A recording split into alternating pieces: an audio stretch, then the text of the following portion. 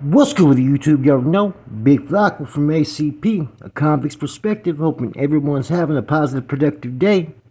Before we get to this banging video though, I'm gonna need y'all to do this. Hit that like, subscribe, comment, or hit that bell notification for future fire content. Now I read a interesting article, right? I think it was by some individual named Jeffrey Cunningham, right? And it was written a couple weeks ago, and it was about the rise of the S&Y gangs. And it pretty much went into everything that has happened in the past and present and what they're expecting in the future. So it gave a real good breakdown about the traditional four organizations, about the validation process in the 70s, about the debriefing. It gives you basically a clear understanding of, how people sometimes left the gangs or debriefed or whatever led them to the S&Y side. And then it even gives a little brief breakdown of some of the S&Y groups. The Independent Riders, True Fivers, New Flowers, Zapatistas, all these groups. And it discusses the preparation for war. They said that time is coming. The Norway Project is already kind of, being developed, right? And now you're going to see what's going to happen and see a lot of these S&Y groups are starting to pretty much cancel out themselves. And what I mean by that is there's only so many yards, level 4 180s, that they can go to because they keep on getting off amongst each other. Now, this is no surprise, but as of 2020, the NF and Mexican Mafia had already kind of gained into what would not necessarily be a truce, but an agreement with any of the S&Y groups that were going to hit the yards. As we know, based upon the level of violence, the level 4 yards were going to be like the last to integrate into non-designated program yards. Now, they've already did the level 1, level 2, and level 3 yards, okay? Now, you're seeing clear signs that something is under wraps. Something is about to occur, okay? There was guys that were being housed in certain blocks with GP inmates, where these inmates were traditionally S&Y, on level 4 yards. Now, they weren't coming out together, okay? A lot of them were begging to be moved, and a lot of them were scared. Let's just keep it 100, But that's just the first sign of what type of reaction they were going to get from the inmates. And so I think pretty soon you're going to see a mass group of inmates being moved to different institutions to where you're going to have them on a level 4 non-designated program yard. And it's just going to get really fucking serious. Now, in closing all these prisons, right, what ends up happening? There's less bed space, so people are getting overrides. People are getting underrides. All kinds of different things are happening, and CDCR is pretty much covering their ass.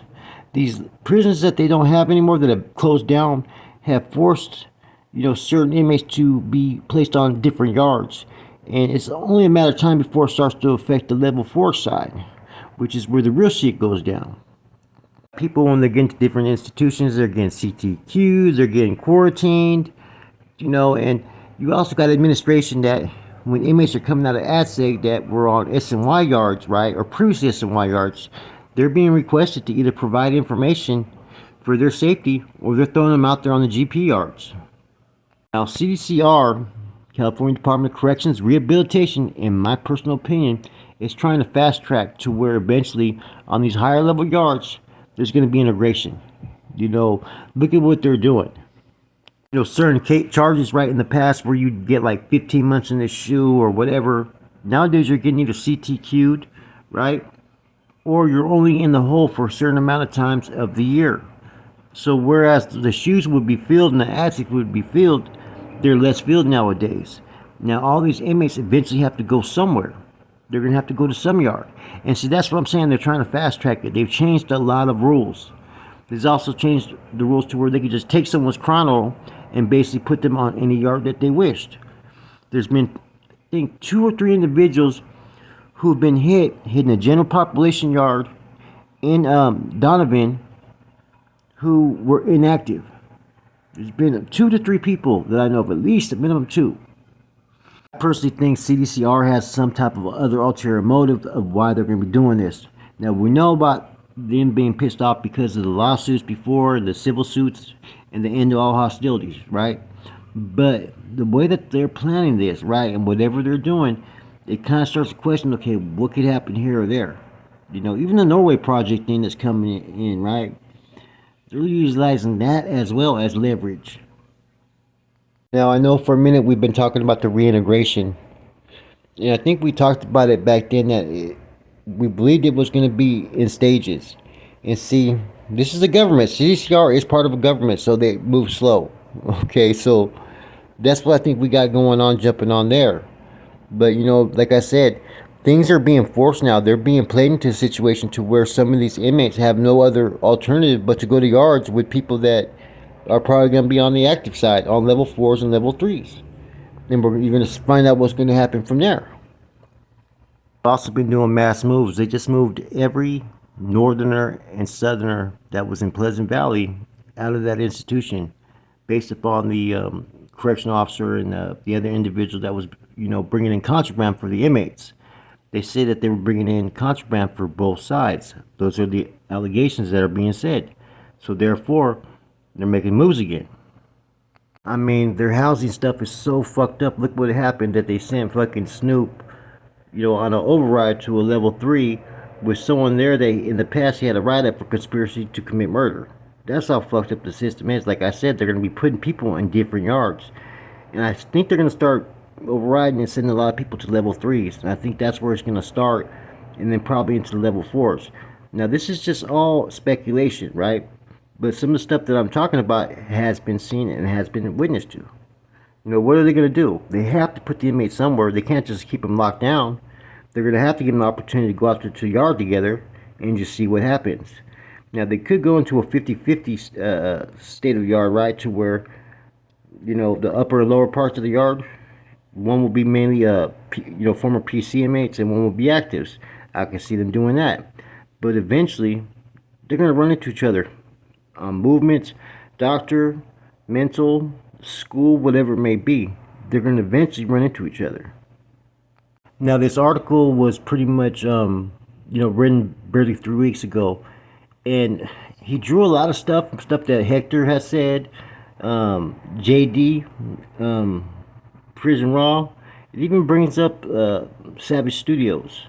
It shows one of Renegade Media's video, and it just discussed that, hey, this stuff has been, a discussion that everybody knows is going to happen, but when it happens, nobody knows. But they're seeing clear signs like, hey, some's going to have to budge, some's going to have to give. Now, bear in mind, no matter what bloodshed happens, the correctional officers are pretty much covered by the Dom section. And see, you got a lot of things going on, like behind the scenes at each prison that nobody knows about, man. You got lieutenants running their own fucking programs, trying to find ways to prevent violence. Then you got those that are finding ways to encourage violence. Everyone knows eventually they're going to have to be integrated. There's only so much room in the prison system that with the shutdown of prisons, this just forces them to even have to, be amongst each other. And that's why the Norway project is basically being used as a tool, basically to get people to act a certain way. Now, I got the calls from a lot of different people recently, right? And there's a lot of different things going on in the system that are just puzzling to some others, right? There's a lot of people who are also getting hot shots. Individuals that are maybe considered key targets, or those that maybe will politic against individuals on these SMI groups are being given hot shots. Not all of them, but a few of them have. Anybody that's posing a threat. So it's going to be, like I said, we're finally reaching that peak to where we're going to find out what's going to happen, what they're going to do as far as with this new policy being implemented. See, this policy was implemented, was put on freeze a while ago by the judges and then reopened and whatnot. So to a limited extent, we've seen how it's going to work. We see more moves to level 2 and level 1 facilities by actives, and a lot of them are getting that off top when they get to these locations. Some of them are staying. Some of them are coming with words from actives to the inactives.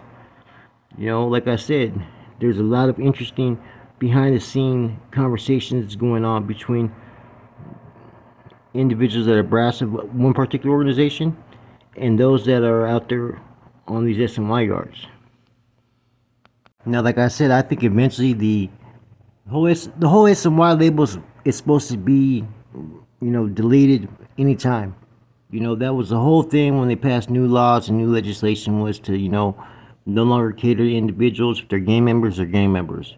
They're gonna have to force it to either get along or do what they do. And that's what fucking CDCR has pretty much stated. Okay? And see, the truth of it is, right? And people forget this.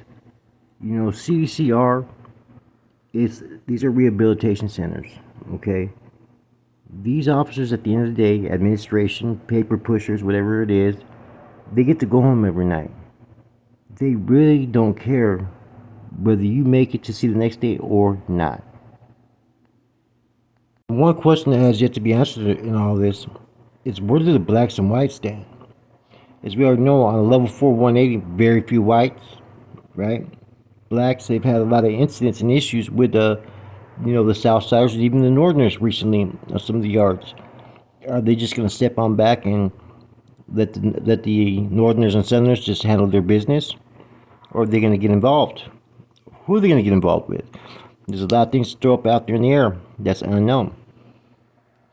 I think all the stuff that we talked about the last year and a half when the reintegration was on the table, I think we're going to start seeing that very, very soon, because we're starting to see a lot of different activity, as I've discussed. And this article even discusses a lot of that. So, hey, grab your popcorn, grab your coffee. It's going to get real interesting in the Department of Corrections right now. With that said, boy Flacco, I'm gone.